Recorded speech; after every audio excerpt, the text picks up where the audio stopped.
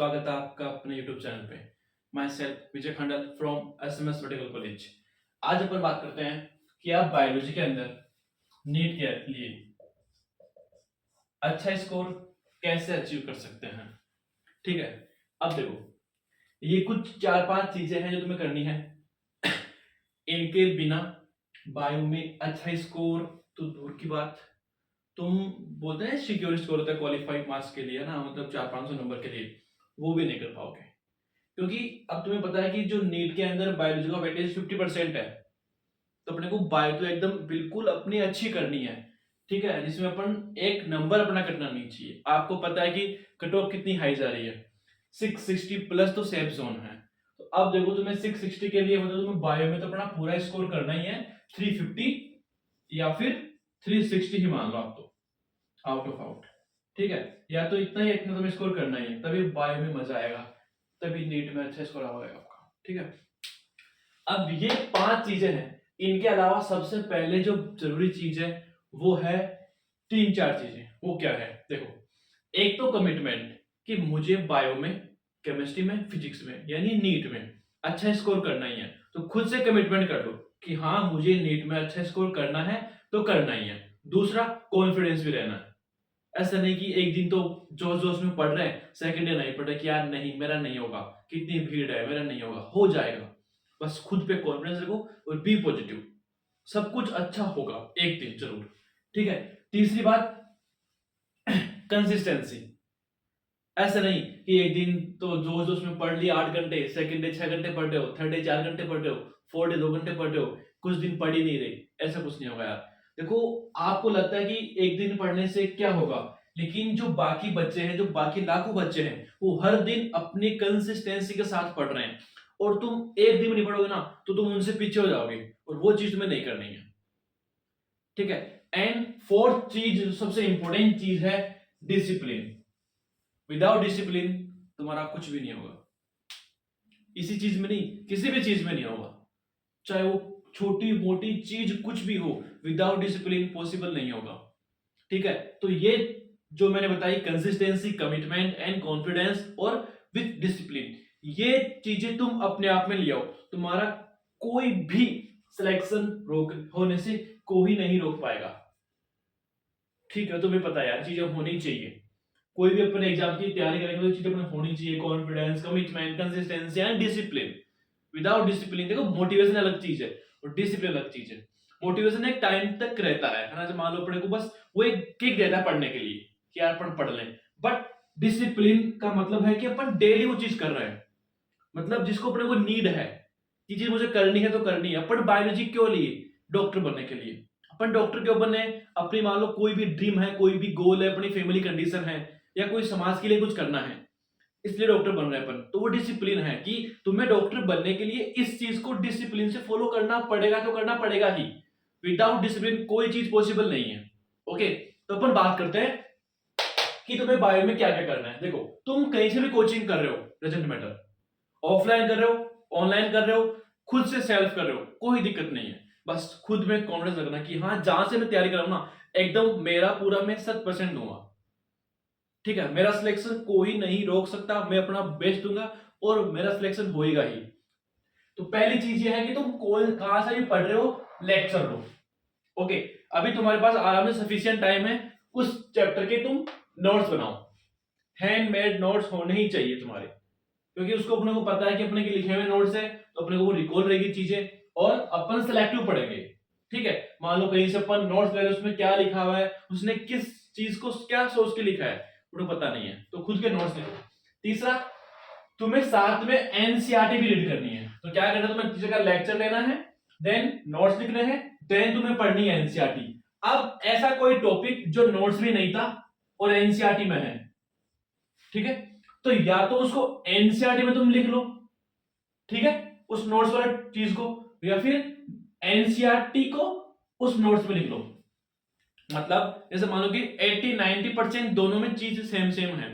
कुछ चीजें मान लो नोट्स में एक्स्ट्रा है बट वो काम की है, या तो उसको एनसीईआरटी में कवर कर लो तुम, या फिर कुछ चीज जो एनसीईआरटी में है, टीचर ने नहीं बताई मान लो, तो उसको तुम नोट्स में ऐड कर लो। मतलब दोनों में से तुम एक को पूरा 100% रखो।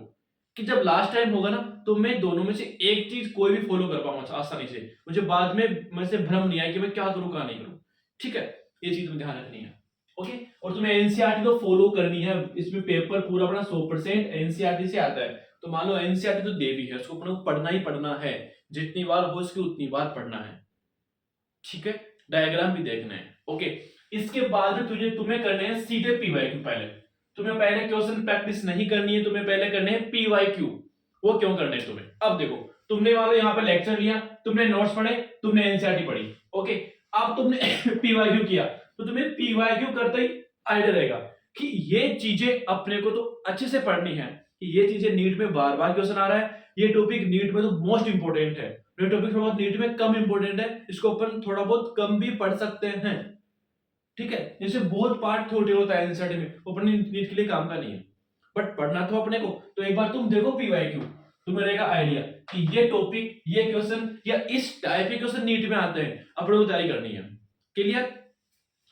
फिर तुम करो पीवाईक्यू, ठीक है, फिर वापस तुम एक बार नोट्स पढ़ो और उसमें से देखो कि अपने जो पीवाईक्यू किए, ठीक है, और अपने जो नोट्स किए उसमें कितना सिमिलरिटी है। मतलब पीवाईक्यू अपने कर लिया ना, अपने से पूरे पीवाईक्यू हो रहे हैं, मतलब अपने नोट्स एकदम बेस्ट है। अपने को फालतू में बार बार कहीं जाना ही नहीं है कि वो बुक फॉलो कर लूं, वो टीचर के नोट्स फॉलो करूं, नहीं, एक कोई भी सफिशिएंट रखो। ठीक है, ये यहां तो मैं आया कॉन्फिडेंस किया, अपने नोट्स में तो सब कुछ कवर्ड है, अपने को एक्स्ट्रा पढ़ना ही कुछ नहीं है। ठीक, और फिर जहां पे तुम्हें लगे कि यार ये टॉपिक में मेरा वीक है, इसको मैं बार बार भूल रहा हूं, ये टॉपिक नीट में बहुत बार आ रहा है, उसको तुम कर लो हाईलाइट कि ये तो मुझे अच्छे से फोकस करना है। जब मैं रिवीजन करूंगा ना तो इन चीजों को तो मैं बार बार देखूंगा, क्योंकि नीट में यही आ रही है, ये मुझे बार बार देखना है। ये चीज कर लिया। ओके, इसके बाद में आती है क्वेश्चन प्रैक्टिस। क्वेश्चन प्रैक्टिस करने का सबसे गंदा तरीका अपना ये होता है, अपन क्या करते हैं, जैसे मान लो ये मॉड्यूल था, अपने क्वेश्चन निकाले, इसके फर्स्ट का आंसर सी होगा, हाँ फर्स्ट का आंसर सी है, सेकंड का आंसर डी होगा, सेकंड का आंसर डी है, थर्ड का आंसर बी होगा, थर्ड का आंसर बी है। सबसे बकवास तरीका क्वेश्चन करने का यही है, इससे ना तो अपन कुछ सीख पा रहे हैं और ना कुछ कर पा रहे हैं। सबसे तरीका बेस्ट ये है कि टाइमर सेट करो कि मुझे इस चैप्टर के ये 60 क्वेश्चन करने हैं इन 40 मिनट के अंदर।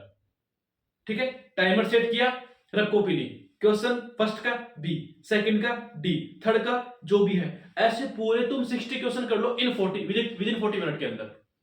वो हो रहा है अच्छी बात है, नहीं हो रहा है कोई बात नहीं, जितने हो उतने कर लो, बस खुद को एक गोल दो कि मुझे इतने टाइम में करना है। ओके, अब तुम क्वेश्चन कर लिया ना, लाइक टेस्ट, ये तुम टेस्ट दे रहे हो, अपने को बार बार ना तो उठना है ना कहीं बैठना है, ना आंसर चेक करना है, बस आंसर ये लगा उसको लिखो, टिक मारो, आगे बढ़ो। ठीक है, फिर तुम करो उसका एनालिसिस कि तुमने जो क्वेश्चन किया ना वो उसकी ओमार से चेक करो, आंसर की चेक करो। ठीक है, तुम चेक किए तुम्हारा कितने सही हो रहे हैं, कितने गलत हो रहे हैं, गलत हो रहे हैं तो क्यों हो रहे हैं, तुमने कौन सा टॉपिक वीक छोड़ा, या तुमने क्वेश्चन सही से नहीं पढ़ा, या तुमने आंसर के ऑप्शन सही से नहीं पढ़े, तो वो चीज वहां पे एनालिसिस करो। और अगर मान लो तुम्हारा कोई टॉपिक वीक है ना तो उसको उसी टाइम उसी दिन पढ़ लो, उससे क्या तुम्हारा चैप्टर 99% कवर हो जाएगा कि हाँ यार अब मैंने क्या किया, नोट्स भी कर लिए, एनसीईआरटी भी कर ली, टॉपिक थे पीआईक्यू भी कर लिए, कौन सा टॉपिक है मैंने हाईलाइट भी कर लिया, और मैंने इसका टेस्ट भी दे लिया लाइक ए टेस्ट। ठीक है, उसका मैंने एनालिसिस भी कर लिया, अब मुझे लग रहा है कि ये चैप्टर मुझे अच्छे से आता है 99%। अब देखो ये अपने ओनली एक बार किया अभी तक, ठीक है, हालांकि भाई नोट 2 बार पढ़ लिए, लेकिन अपना चैप्टर एक बार अपना माइंड खोल के दे कि हाँ मुझे जेनेटिक्स थी, अब वो अच्छे से आ गई। अभी तो यहां एंड नहीं हुआ। ओके, इसके बाद में स्टार्ट होता है रिवीजन। विदाउट रिवीजन अपन चाहे कितना ही बेस्ट कर लें, कितने अच्छे नोट्स कर लें, कितनी अच्छी बुक से क्वेश्चन लगवा लें, कितने ही अपने पीवाईक्यू कर लें, विदाउट रिवीजन तो इनका किसी का कोई मतलब नहीं है। रिवीजन तो तुम्हें करना ही है, रिवीजन कितनी बार करना है, जितनी बार हो सके उतनी बार करना है, 1 बार 2 बार 10 बार 20 बार 30 बार, जितनी बार रिवीजन करोगे उतनी चीज तुम्हारी एकदम क्लियर होगी, आंसर जल्दी स्ट्राइक करेगा, तुम एग्जाम में टाइम कम लोगे। ओके, तो करना पड़ेगा रिवीजन। रिवीजन कब कब करें अपन? देखो, रिवीजन करने का तरीका क्या होता है, जैसे मान लो तुम्हारा आज चैप्टर पूरा हो गया क्लियर, ओके, इसके 3 दिन बाद में तुम्हें क्या करना है? देखो, अब तुम्हें पूरा चैप्टर नहीं पढ़ना है। रिवीजन करने का सबसे बेस्ट मेथड ये मानता हूं मैं, खुद भी फॉलो किया था मैंने। क्या करते हैं अपन, जैसे मान लो अपने चैप्टर पूरा पढ़ा, ओके, वो चैप्टर अपने को समथिंग समथिंग 50% तो आता ही है एक बार पढ़ने के बाद, ओके। अब जो बाकी 50% तो नहीं आता है, उसको तुम उसी टाइम थोड़े बहुत उस पे स्टार मार्क लगाते रहो कि यार ये टॉपिक मेरा वीक है, इसको मैं भूल जाता हूँ, उसको स्टार लगाते रहो। जब तुम रिवीजन करोगे तीसरे दिन या फोर्थ डे, तो ओनली तुम बस वही टॉपिक पढ़ो, ऐसा नहीं पूरे चैप्टर की हर लाइन पढ़ रहे हो, शुरू से स्टार्ट किए एंड तक पूरी लाइनें पढ़ रही, 3 घंटे दे दिए, रिजल्ट हुआ का वही 50 से 60% गेन हुआ, क्योंकि अपने को 50 पहले आता था, अपन टाइम दे रहे हैं, चीजें अपन पूरी सीख नहीं पाएंगे। तो अच्छा है कि अपन जो अपना टॉपिक वीक था, जो अपने स्टार लगाया, जो अपने हाईलाइट लगाया था, वही अपने को एक बार पढ़ना है रिवीजन के टाइम में। ऐसे 2-3 बार तुम करो रिवीजन, तो बस तुम वही पॉइंट पढ़ो जो हाईलाइटेड है या जो नीट में इंपोर्टेंट है या जो मुझे कम आते हैं। उससे क्या होगा, तुम्हारा चैप्टर 50% था, वो होगा 80% तक कवर, ठीक है। फिर जैसे मान लो तुमने रिवीजन किया थर्ड डे, देन किया तुमने वीकेंड पे, देन तुमने किया 10 दिन बाद में, ऐसे करते करते तुम मंथ में 3 रिवीजन कर लोगे। फिर जो मंथ एंड का तुम्हारा रिवीजन होगा, उसमें तुम वापस एक बार चैप्टर पूरा पढ़ दो। ये तुम चाहो तो तीनों सब्जेक्ट में फॉलो कर सकते हो। चैप्टर पूरा पढ़ दिया, फिर तुम्हें क्या लगता है यार अब मुझे चैप्टर 80% 90% आता है, अभी मेरा 10% टॉपिक वीक है या मैं भूल जाता हूं, उसको तुम और स्टार मार्क लगा लो कि यार ये टॉपिक मुझे और देखना है अच्छे से। फिर नेक्स्ट डिवीजन में मान तुम मॉर्निंग में उठे, एक बार पूरा चैप्टर देख ले 10 मिनट के अंदर, मैनेजमेंट टॉपिक्स। रिवीजन करने का बेस्ट तरीका यह है, ओके। चीजें जो टॉपिक तुम्हारा वीक है, जो चीज तुम भूल जाते हो, उसको तुम 10 बार देख दो यार, कहां तक चीजें जाएंगी अपनी, ओके। और लास्ट सबसे चीज इंपॉर्टेंट है टेस्ट। इसके अपने आइडिया रहेगा कि नीट में किस लेवल पे अपनी एग्जिस्टेंस है, कितना अपन अच्छा कर पा रहे हैं, वो है। चाहे तुम टेस्ट वीकली दे लो या 2 वीक से, या कहीं कहीं 3 वीक से होते हैं या मंथ में, बट तुम्हें टेस्ट प्रॉपर देने हैं नीट पैटर्न के अंदर। पैटर्न भी नीट का और टाइम भी नीट वाला, जो 2 से 5 वीक तक होता है, तुम्हें टाइम भी वही फॉलो करना है एग्जाम देने के लिए। या तुम घर से दे रहे हो कोई दिक्कत नहीं है, कोचिंग दे रहे हो कोई दिक्कत नहीं है, लेकिन टाइमर तुम्हें फिक्स करना है। घर दे रहे हो ना, तुम्हें 2 से 5 20 पे ही पेपर तुम्हें अटेम्प्ट करना है, ठीक है। नीट पैटर्न का, ओके। पेपर तुम दोगे ना, उसका तुम फिर करोगे प्रॉपर एनालिसिस, मतलब तूने फिजिक्स केमिस्ट्री बायोलॉजी दिया, देखा तुम्हारा ये स्कोर आ रहा है, अब जो क्वेश्चन गलत हुई वो क्यों हुई, या कुछ क्वेश्चन तुम्हारे सही हो गई तुक्के से, तो वो तुम्हारे तुक्का क्यों लगाया तुमने, तुम्हें टॉपिक आया क्यों नहीं, जो तुमने सिली मिस्टेक की, या तुमने आंसर गलत टिक मारा, या तुमने क्वेश्चन सही से समझा नहीं, या तुमने प्रॉपर रिवीजन नहीं किया, तुम्हारा टॉपिक वीक है, वो चीजें तुम करो एनालिसिस। और जो तुमने चीजें वीक थी, तुम्हारा क्वेश्चन गलत हुआ, उसको तुम वापस चीजें को पढ़ो कि ये टॉपिक से मेरा गलत हुआ, उसको मैं पढ़ूंगा वापस, वो करोगे। ऐसे करते करते करते करते तुम्हारी आदत बन जाएगी, और देखना तुम हर टेस्ट में खुद को इंप्रूव कर लोगे एक चैप्टर। और जो भी टॉपिक तुम्हारी वीक है ना, जो भी चैप्टर तुम्हारी वीक है, उनको तुम ज्यादा फोकस करो। बट अपन क्या करते हैं कि यार ये तो मुझे कम आता है, इसको मैं छोड़ दूंगा, बाद में करूंगा, नहीं बाद में क्यों यार, बाद में करना तो भाई अभी कर ले, क्या दिक्कत है, इस टॉपिक को टफ से इजी कर ले, टफ से मॉडरेट, मॉडरेट से इजी कर ले, धीरे धीरे आसान होगी। ऐसा नहीं कि एक दिन में सब कुछ मिल जाएगा, नहीं, एक दिन में कुछ नहीं मिलेगा, बट एक दिन जरूर मिल जाएगा। क्लियर? आई थिंक ये चीज तुम कर लोगे ना, तो डेफिनेटली तुम्हारा बायो में अच्छा स्कोर कोई नहीं रोक सकता। हालांकि तुम ये चीजें फिजिक्स केमिस्ट्री फॉलो कर सकते हो, कोई दिक्कत नहीं है, ठीक है। आई थिंक वीडियो पसंद आई होगी, तो अपने दोस्तों के साथ शेयर जरूर कीजिएगा। बाकी मिलते हैं नेक्स्ट वीडियो में, तब तक के लिए खुश रहिए।